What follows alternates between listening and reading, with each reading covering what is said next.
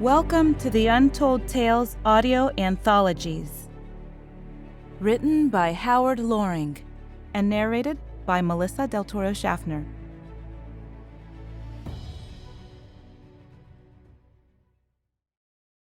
Clash of the Redheads, or Methodology and Firmly Fixed Jargon.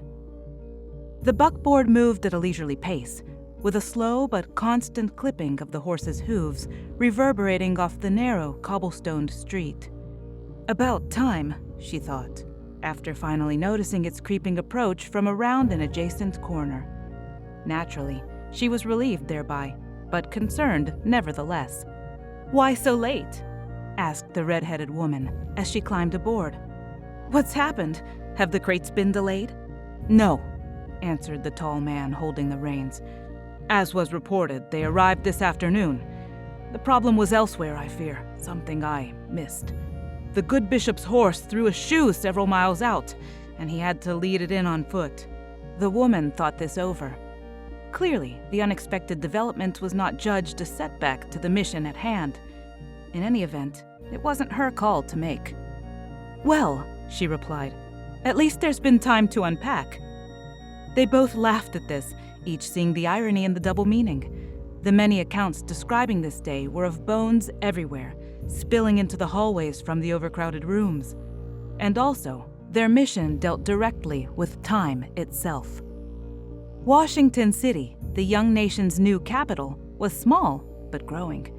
This engendered a ragged appearance with much construction everywhere in evidence. These seemingly haphazard endeavors now begat never-ending piles of building supplies amid giant mounds of excavated dirt, which quickly became a mucky runoff after the afternoon rainstorms so frequent this time of year. As well, being located in a drained swamp, the place was sticky with humidity and heavily infested with mosquitoes, leading to the beleaguered citizenry to appear haggard and unkempt. Yet despite these circumstances, various official structures were slowly being completed.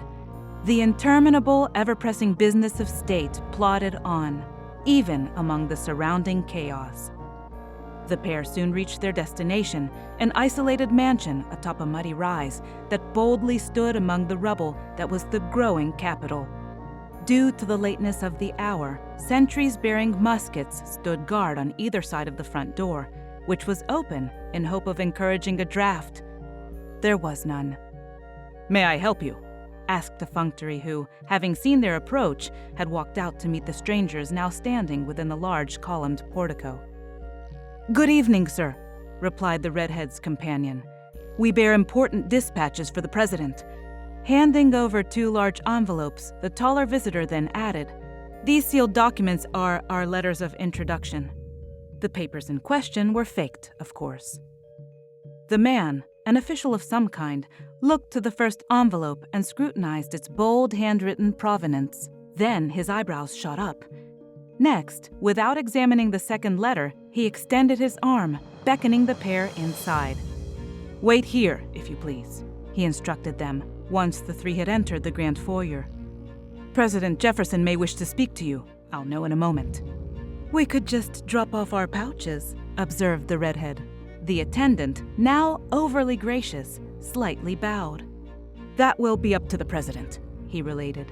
So it was, and sooner than the time travelers had expected, the man himself arrived by rushing down the carpeted hallway.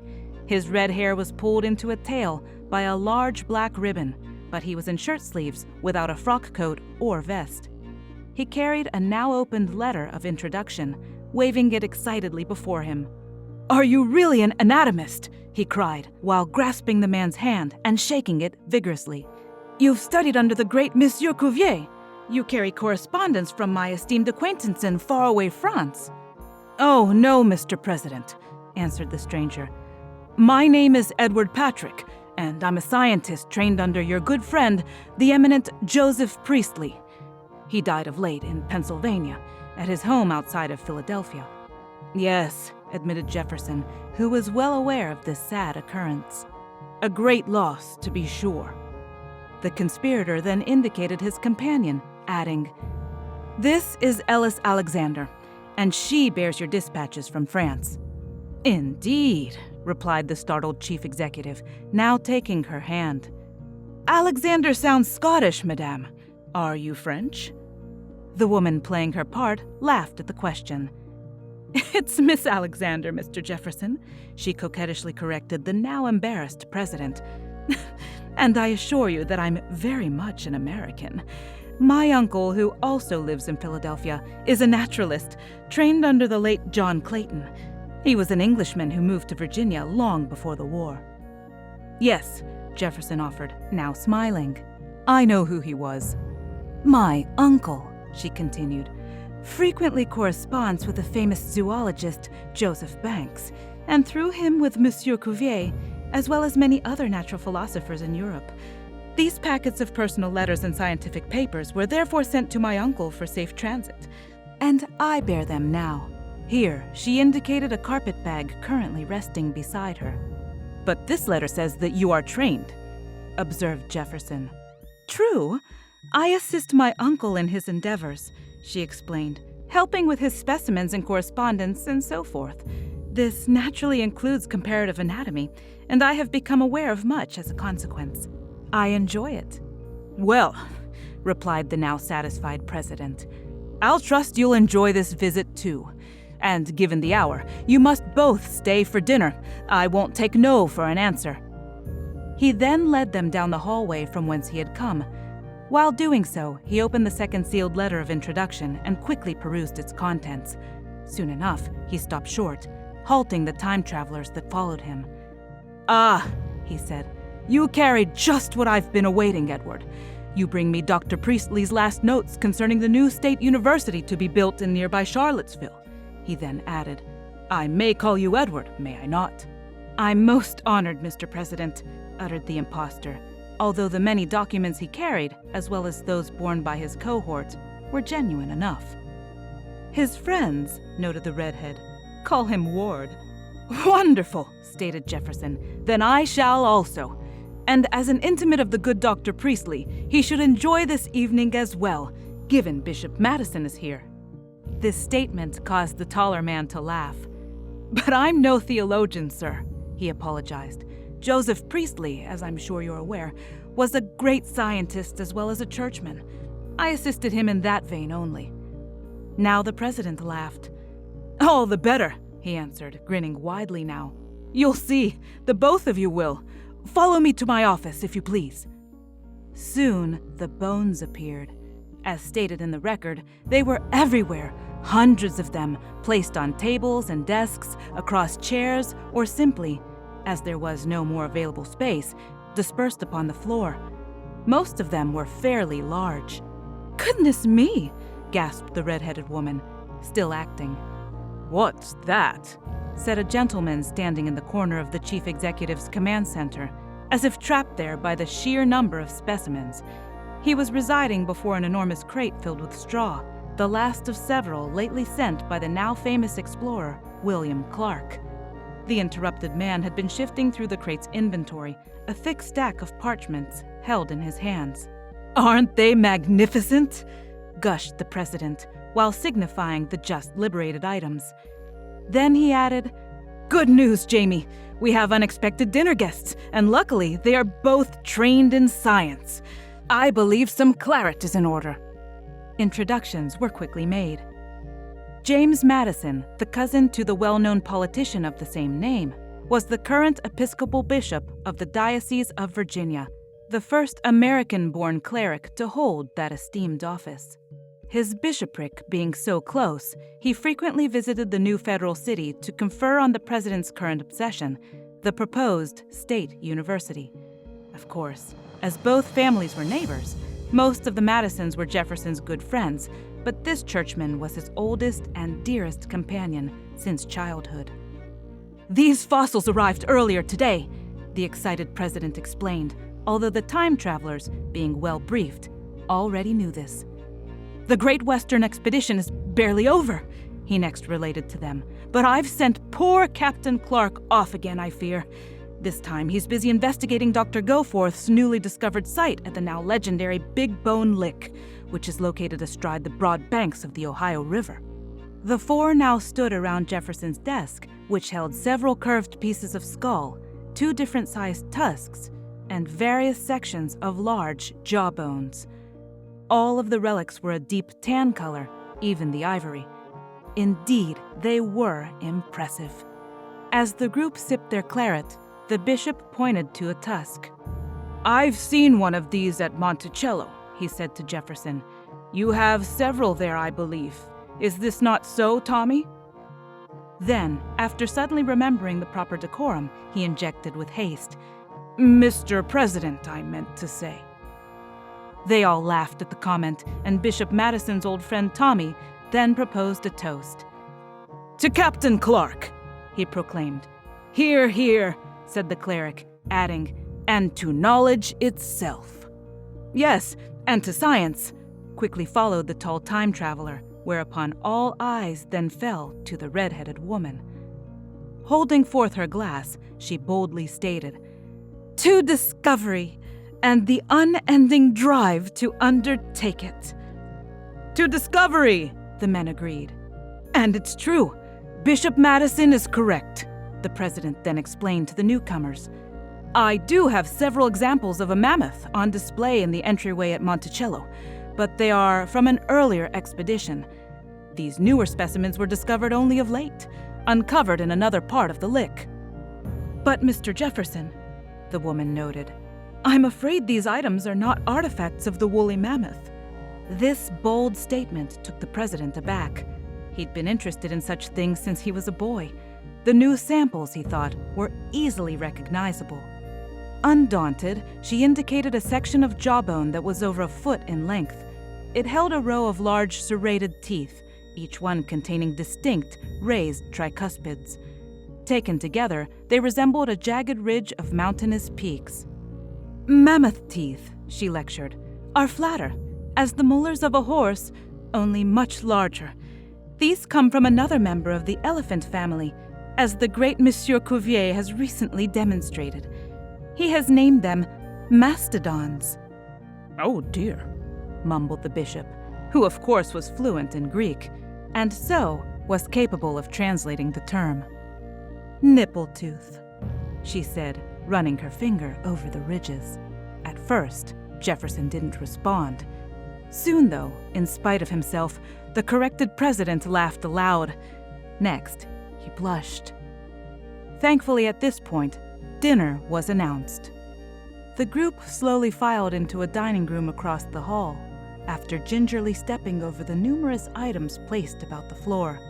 As was his custom among close friends, the president then served his guests himself, employing a nearby, fully stocked table. The meal was expertly prepared and included macaroni and cheese, a dish Jefferson savored. He'd discovered it years before when Congress had sent him to France after the Revolution. This fact was quite apropos, given the intrinsic and diverse nature of the new nation. Jefferson, after all, was the exact epitome of the well-educated and wealthy upper-class landed gentry, and as such, he had been chosen and then charged with an essential task deemed vital to the country's nascent future. Yet, from the very heart of France, this elegant man had retrieved for the American masses an imported Italian staple, tasty and cheaply made. It was then that he had met Georges Cuvier, the greatest naturalist alive. A zoologist by training, Cuvier's chief fame lay in his use of Linnaean principles to classify the animal kingdom. Living a generation earlier, the towering Swedish botanist Carl Linnaeus had used his method mainly to catalog plants. As an inherent prerequisite, the now ennobled Baron Cuvier had been compelled to invent comparative anatomy in order to construct his new taxonomy. Over many years, Jefferson had sent him numerous ancient specimens unearthed in North America, and these became the basis of the vast collection soon to be housed within the French Natural History Museum. Cuvier's classification system was therefore unique, for it encompassed both fossils and living animals. "What do you make of Captain Clark's artifacts?" the so-called Ellis Alexander then asked of the bishop, feigning polite dinner conversation. Are these magnificent beasts really extinct? She continued. Or are they currently living and just undiscovered, hidden somewhere in the far west? Are there still roaming herds of mastodons alive today, do you think? Madison smiled at this thrust, understanding her intent. What you are really asking, he retorted, is, do I consider the Earth older than biblically believed?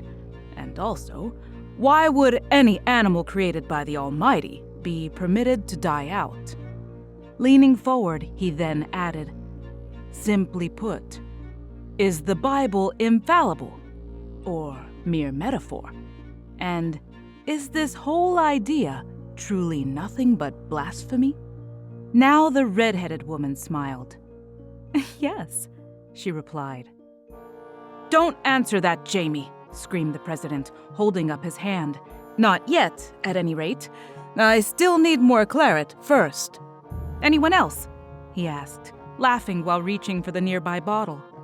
Having eaten his pasta, Jefferson was finished with dinner, and in truth, never consumed much at any given meal. As the others were still dining, they each politely declined. I do believe your science has value, the bishop continued, unfazed by the outburst, which was a common enough occurrence from his old friend. Yet I also believe the scriptures to be true, given the proper context is employed. And as to why the Almighty does what he does, well, I'll just take that on faith and leave such weighty decisions as these up to him. Hear, hear, said the male impostor, who currently was only posing as the messenger ward Patrick. After all, the two disciplines are totally different in both character and intent. I see no inherent conflict between them whatsoever. Religion and science, you mean? Inquired Jefferson. Yes, Mr. President, answered the time traveler. All other standardized disciplines, including theology, seek only the truth. Science, of course, does not. The striking comment stunned the two Virginians. They looked to each other, as if to confirm that both of them had indeed heard the same incredulous statement. They had. Science does not seek the truth? Asked Jefferson, perplexed. I thought science stood for that very purpose, to redefine what's true. Am I in error by holding such a stance? I'm afraid so, answered the redhead. If you believe as Ward does, or Mr. Priestley, his mentor. Yet currently, the parameters of science as an established method are still in debate. Not everyone accepts the interpretation they embrace. I'm quite lost, declared Madison. How can science not seek truth? Is this not its function, to rectify previous errors and so demonstrate the correct state of affairs? Ward put down his knife and fork. He then slowly wiped his mouth with his napkin. Next, he placed it beside his plate, signifying his meal was also completed. It's simply a matter of establishing definition, gentlemen, he stated.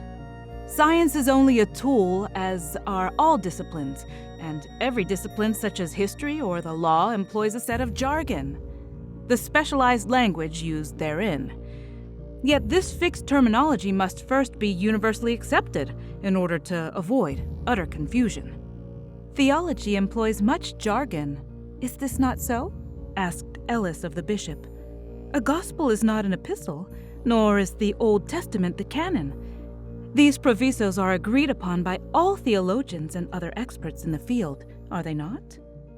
Yes, that's correct, he granted, not sure where she was going. So it is with science, or rather it shall be, offered Ward. As my companion has so eloquently related, it's still being discussed, but the outcome is clear, at least in my humble estimation. Science will become the only discipline not concerned with truth, and this standard will grant the method a greater power to discern reality. Now I'm lost, said Jefferson, again laughing as he stood. He began to circle the table, refilling his guests' claret glasses, this time without asking their preference. No doubt the president was enjoying the evening thus far. Science, explained the woman, is based on fact, not truth. But that's preposterous, boldly argued the bishop. The two terms are quite interchangeable, and by definition mean the same thing. Facts are certainly true. By your elucidation, yes, she conceded. But such a stance denies science, as an established discipline, the use of its own jargon. Facts are scientifically distinguished from truth, which is ephemeral, and therefore always open to debate. How so? Inquired Madison. One's truth may not be another's, she answered. Hence, by its very nature, the concept cannot be universally defined. For instance, within the law, suggested Ward, the truth is very much in doubt. The prosecution declares a man guilty while the defense proclaims his innocence. Legally, it's then up to the jury to define what's true and what's not. Yes, cried the president, who by now had resumed his seat. I take your meaning, sir. In such a case, the definition is indeed fluid and would rely solely on the argument's merit. That and the advocate's presentation, of course. It's the same thing with history or theology, added the woman. You cannot simply state, to use another example, that Christ was the last name of Jesus, or that King George could not read. Without proper protocol, such a stance would have no credit. That is, it wouldn't be credible by any rules set by the discipline. Yes, it would be incredible, again agreed the bishop. Look at it this way, Ward said. Any clear morning at dawn, you can see with your own eyes that the sun rises, always climbing, and then, past noon, it will fall once more toward the horizon. This is an undisputed fact, a direct observation. Yet, does it mean it's true that the sun actually moves about the earth? Well, stated Madison, it's true that everyone used to think along this line. That's accurate enough. But now we know differently, continued the woman. Yet, will the fact that the sun does not change its position negate what you saw? Does it become less of a fact? No, I suppose not, the bishop conceded. No, she agreed, trying to make the connection. What it means is that you don't have all the facts.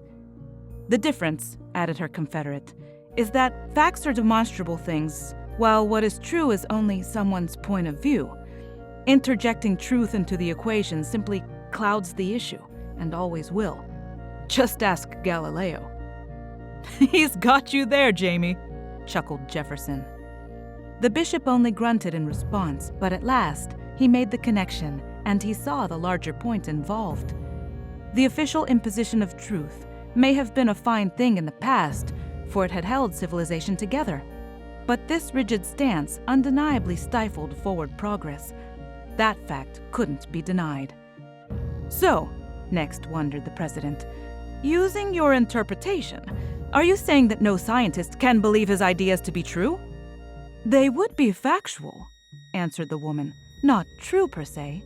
Any principled scientist who states, my theory is true, is really saying that it's true to the facts. Truth as an ideal must always fall within the field of philosophy, not science. As I said before, related Ward, the two disciplines are quite different in nature, or rather, they should be, and it's my hope that this enlightened view wins out. A position held by your mentor also, stated Jefferson, referring to the late Joseph Priestley. The brilliant Englishman, a towered man of letters, literally had been shipped out of his native country for nothing more than his astounding ideas. At the time, Jefferson was President Washington's Secretary of State, and he had immediately instigated a long and warm correspondence with the exile, covering an eclectic agenda of subjects. Yet, at the mention of the immigrant, the prelate grunted again. Priestley, aside from his vast scientific and philosophical writings, had been quite the effective and well-known dissenting churchman. He'd virtually invented Unitarianism, and he alone had first introduced the new denomination into the country. Yes, agreed the tall time traveler, ignoring Madison's reaction. Priestley greatly advanced the establishment of science as a factual discipline. His new style of notation for chemical elements has done much for standardizing that field. Use of this new jargon? noted the redhead, enabled him even, to identify previously unknown components in the very air we breathe, such as oxygen. And many people greatly enjoy the tasty soda water he concocted, a tangible example of something produced by this now-set method. His early work in the field of electricity, also granted by virtue of the same scientific process, rivals that of Mr. Franklin himself. His bold ideas on teaching and education in general, added Jefferson, are most insightful as well. I know this firsthand, for we exchanged many letters over the years in regards to Virginia's new university. He was quite astute. The bishop now grunted for a third time, but leaning forward, he then sternly decreed, I know where you're going with this line, Tommy, and I won't be moved. After the comment, Jefferson's demeanor instantly changed, for he correctly read the intended meaning behind the statement. Unbeknownst to him, the time travelers also understood. The issue was the structure and purpose of the new university, and the president never made light of that subject. The Virginians had a stiff divergence of outlook regarding the proposed state institution. Also, as both were members of the Board of Visitors, the official committee charged with the details involved, this long-standing but deeply held difference of opinion had continually derailed any finalized plans for the new entity. As a consequence, the university's future was currently in limbo. Jefferson wished for a school without formal religious affiliation, something he distrusted as a matter of course. The bishop naturally disagreed, and he objected most strenuously to the stance of his oldest friend. The pair were at an impasse. The president's dream was to provide his state a public university, unlike those heretofore, free from theological dogma of any kind. Dedicated not to God Almighty, but to knowledge itself, this novel institution would embrace such diverse arts as architecture and applied engineering, or various branches of philosophy, including political science, astronomy, botany, the new zoology, and of course, the law. This innovative view was an astonishing posture given the times, for as other establishments of higher learning were primarily training grounds for the ministry, additional courses offered at these schools were only axillary to this chief purpose. Jefferson, as always, sought something quite different.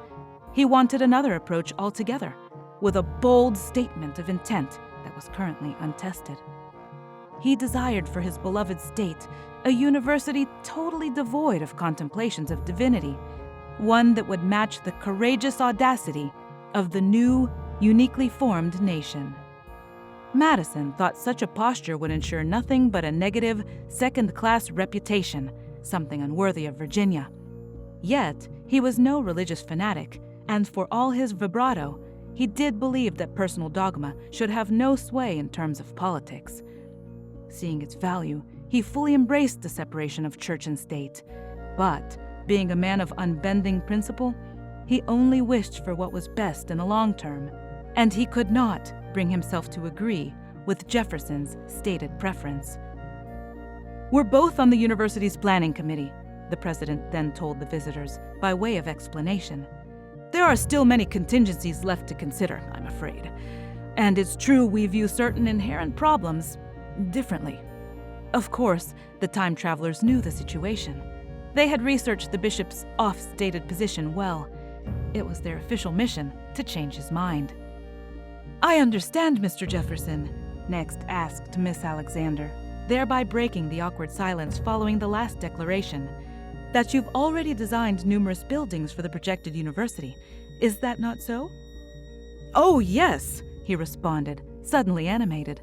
He adjusted himself, sitting forward in his chair, saying, I've completed for several, and have sketches of many more.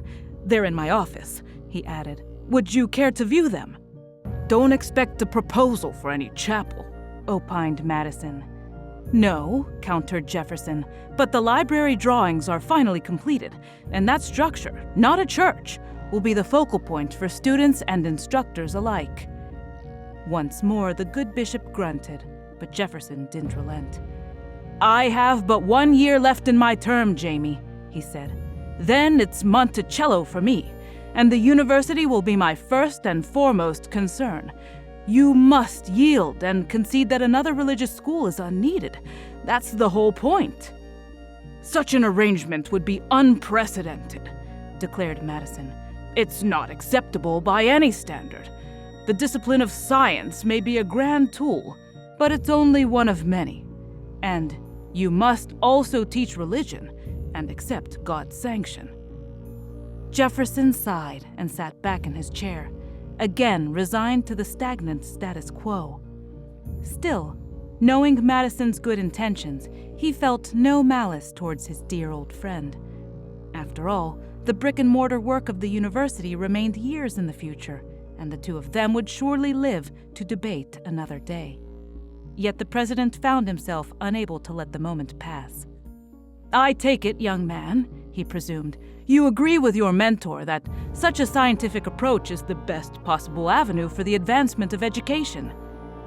The time traveler only nodded, unwilling to upset the poor bishop further. However, his red-headed colleague now sensed that they were close to achieving their goal, and wished him to push further. With a look, she told him so.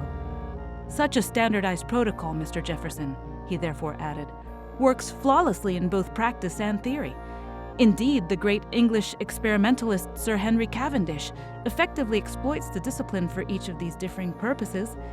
He investigates with precision the discernible, very provable properties of physical objects, but also employs the exact principles to theorize the never provable, thereby enabling him, among other things, to surmise the total weight of the earth itself." "What?" barked the bishop, unbelieving this strange statement. "Why would he do that? What function could it possibly serve? Such information is meaningless." "Precisely," proclaimed Ward. "That's the whole idea, sir. Understand, it's the set method that's important, independent of its use. Every pure science, such as mathematics, demonstrates this principle, for it is, in itself, also totally meaningless." "Now hold on," said Jefferson. "I use math often. It certainly has meaning. That's its function." "Yes, but only when the discipline is applied to something tangible," the woman pointed out. "After all, the process is the same, regardless. For example, what's 1 + 1? The president raised his eyebrows at this simplistic inquiry. The bishop leaned forward, awaiting his answer. Neither of them understood her intended thrust. 2, of course, Jefferson answered. "Yes," the young woman concurred, but then she quickly wondered. "But 2 what, exactly?" "Why, 2 anything," Madison replied. "Yes," she said again. "Or 2 nothings, just as well. 1 + 1 will always equal 2. It's a given. The application doesn't matter for useful or not. Either way, it's a fact." "Science is only a tool, as I've noted," Ward added. "Yet the method, rigid but surprisingly simple, permits boundless opportunities. It just needs to be used." After this, no one spoke. The implication was clear enough. Education achieved without imposed truth stood apart and was a check against blind assumption. "Thus," at last reasoned the bishop, "under such a standard stratagem, the inherent flaws of history would not be repeated, and knowledge gleaned by it would be built from the bottom up, so to speak, no longer dictated from above." "Yes, that is the beauty, the elegance of the method," the redhead concurred. "The inherent advantages are self-evident.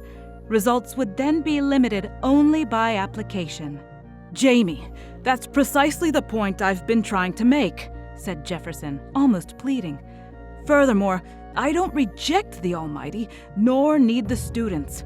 They should embrace Him in a church, that's all, not in Virginia's new university." "Render unto Caesar, as it were," observed Madison, still ruminating.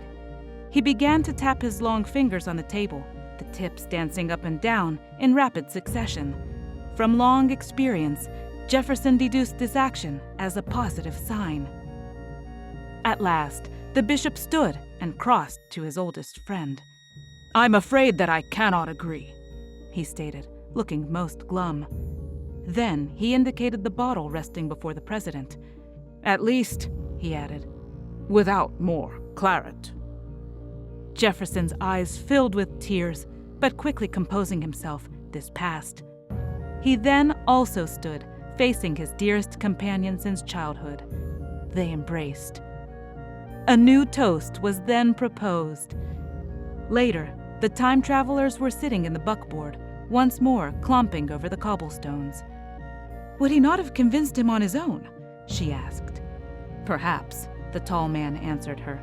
Yet now the precedent will be firmly set. This example will become the norm, begetting perpetual changes to the future. She only nodded, knowing it was so. "You were superb," he informed her. "Quite lucid, yet firm. Still, as a matter of course, we need to evaluate the mission in detail." Again she nodded, once more knowing it was so. Back at the mansion, the two Virginians were still marveling over the newly arrived specimens, but at last they had successfully corroborated the inventory. It was late, but neither was fatigued by the effort. Quite the contrary. "Do you continue to edit your own Bible?" Jamie wondered. "Still working away, snipping out the parts with which you disagree? Is there any Old Testament left?" Tommy laughed aloud, for this was a true evaluation. His project was long-term, and he'd never give it up. Also, the Older Testament was indeed the most heavily altered. "Don't worry," the president tried to reassure him. "I'm being very scientific in my scrutiny. So, naturally, once completed, this new version will prove quite meaningless." "Thank God for that," rejoiced the bishop. His companion easily concurred with this sentiment. Now he had only one regret. The remarkable red-headed woman had failed to view any of his wonderful renderings. Yet, unknown to him, she had a copy of each one on file.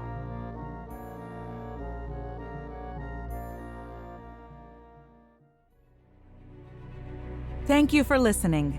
We love our listeners, fans, and patrons here at Untold Tales, and we hope you love the stories that we're bringing to you month after month on the first of each month. Please consider leaving us a review on Podchaser. Once again, thank you so much for listening, and have a wonderful day.